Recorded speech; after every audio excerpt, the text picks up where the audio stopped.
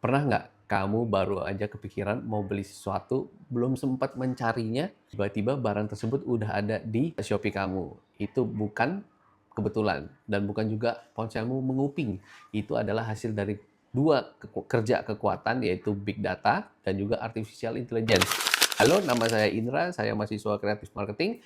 Dalam video ini saya akan menjelaskan hubungan antara Big Data dan analis AI dalam penerapannya di marketing strategis, lalu membedahnya lewat perusahaan global yang sangat terkenal di Indonesia, yaitu Shopee. Kita samakan dulu istilahnya. Big data itu adalah kumpulan data yang begitu besar dan cepat dan beragam, sehingga tidak mungkin diolah oleh dengan cara manual. Ciri-cirinya dari big data itu ada 5, yaitu volume, jumlahnya masif, velocity, mengalir setiap detik, variety, bentuknya macam-macam dari klik, pencarian, foto, sampai lokasi. Veracity, tingkat akurasinya harus dijaga, dan value, nilai yang bisa digali darinya. Setiap kali kita scroll, mencari produk, memasukkan barang ke keranjang, atau sekedar berhenti 3 detik untuk melihat produk, semua itu menjadi data. Sedangkan artificial intelligence, khususnya machine learning, adalah sistem komputer yang mampu belajar pola dari data tanpa harus diprogram aturan satu persatu. Jadi dia mengolah dari data-data itu tanpa diprogram satu persatu. Itulah AI. Semakin banyak dan semakin berkualitas data yang ia pelajari, semakin pintar dia memprediksinya. Nah, dari dua definisi saja hubungannya sudah mulai terlihat. Ya, yang satu adalah bahan, big data itu adalah bahan, yang satu lagi ada AI itu adalah pengelolanya. Hubungan big data dan AI itu simbiosis yang saling menghidupi. Bayangkan begini, big data tanpa AI itu hanyalah tumpukan angka raksasa. Tidak ada manusia yang sanggup membaca miliaran klik per hari, menemukan pola. Sebaliknya, AI tanpa big data itu hanya mesin tanpa bahan bakar. Secanggih apapun algoritmanya, ia tidak bisa belajar apa-apa. Nah, keduanya itu eh, ketika keduanya digabung, terbentuklah sebuah siklus. Konsumen berinteraksi, data terkumpul, AI mempelajari polanya. Lahirlah keputusan pemasaran. Misalnya gini, eh, misalnya rekomendasi produk atau promo yang dipersonalisasi. Konsumen merespon keputusan itu dan responnya menjadi data baru, membuat AI menjadi lebih akurat. Siklusnya terus berputar dan memperkuat dirinya sendiri. Nah, dalam teori pemasaran, inilah evolusi dari Philip Kotler bahwa pemasaran itu berangkat dari customer insight. Bedanya, sekarang insight itu dihasilkan mesin secara real time dan dalam skala jutaan orang. Bu Halis dan Volcek dalam artikel tahun 2021 juga menunjukkan bahwa Big Data Analytics memungkinkan marketing attribution, melacak titik sentuh mana yang benar-benar menghasilkan penjualan. Jadi AI, mungkin contohnya seperti ini, mungkin AI akan, kan dia udah tahu ya kalian mau klik apa, segala macam. Nah dia akan, misalnya kita nggak klik action figure gitu. Nah nanti nextnya dia akan action figure yang tipe apa yang kalian mungkin akan suka, misalnya Dragon Ball atau apa. Nah, titik sentuhnya mungkin begitu kalian lihat, wah ini menarik ini, Dragon Ball nih yang posenya kayak begini. Nah, seperti itu titiknya. Sehingga strategi tidak lagi berbasis tebakan. Dan di level strategi, dampak terbesarnya ada pada STP. Segmentasi tidak lagi berhenti di kelompok demografis yang kasar, melainkan bisa sampai ke segmen one on one, satu persatu, satu perlakuan. Secara strategis, kombinasi big data dan AI dipakai setidaknya dalam 4 hal. Pertama, segmentasi dan targeting presisi. Mesin mengkelompokkan konsumen berdasarkan perilaku nyata, bukan sekedar usia atau kota. Kedua, personalisasi. Konten penawaran, tampilan yang berbeda untuk tiap orang, diperbarui setiap saat.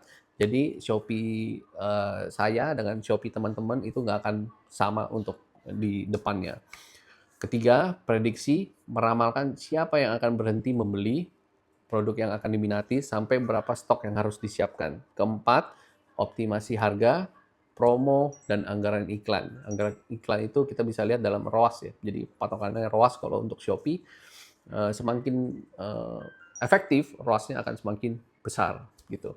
Nah, termasuk atribusi, persis kanal, persis termasuk atribusi, tahu persis kanal mana yang layak diberi budget lebih besar.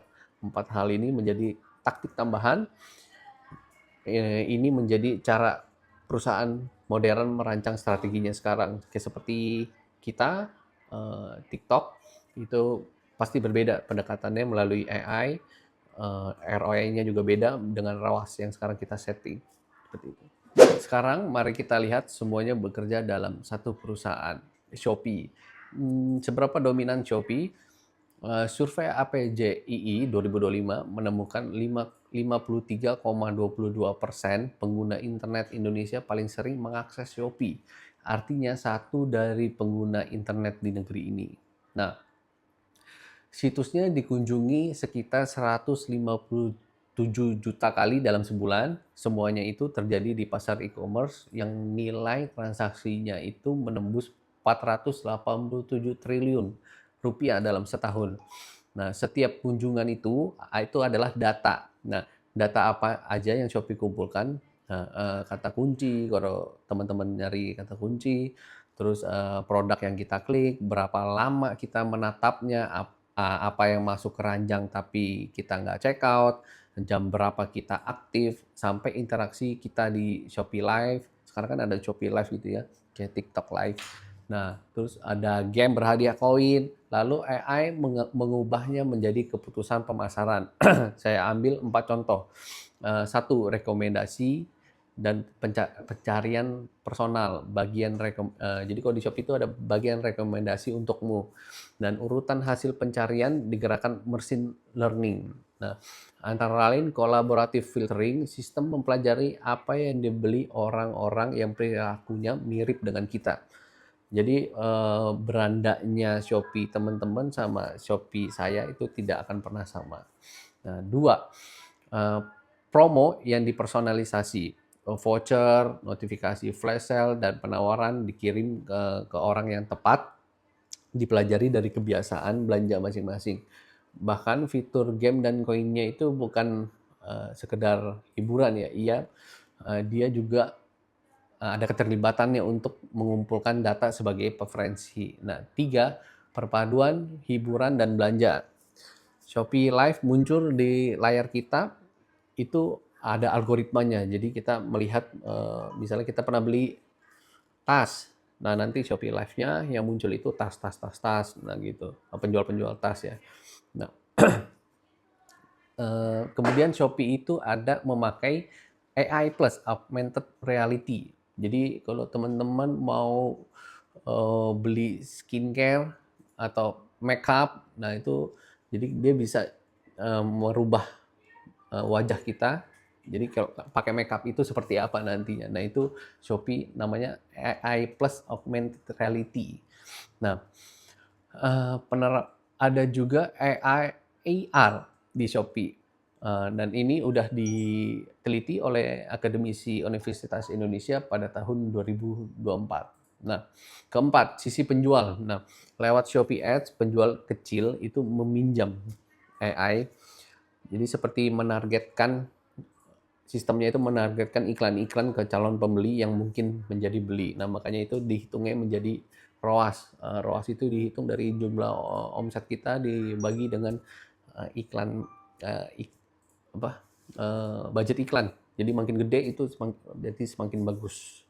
Nah, jadi dampaknya itu strategis ya, flywheel. Jadi semakin banyak pengguna, semakin banyak data, AI-nya semakin akurat, pengalamannya semakin relevan, pengguna makin betah, bertambah. Jadi belanja terus jadinya kita.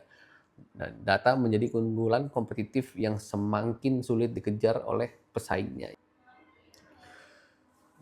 Kesimpulannya, jadi big data dan AI itu saling berhubungan ya. Big data memberi AI untuk belajar, AI mengubah data menjadi keputusan pemasaran, dan setiap keputusan pemasaran yang kita check out atau kita lihat juga jadi data baru buat AI-nya. Jadi Shopee membuktikan bahwa siklus ini bukan sekedar alat bantu, melainkan strategi pemasaran itu sendiri. Terima kasih sudah menonton, dan daftar referensi saya cantumkan di akhir video. Terima kasih.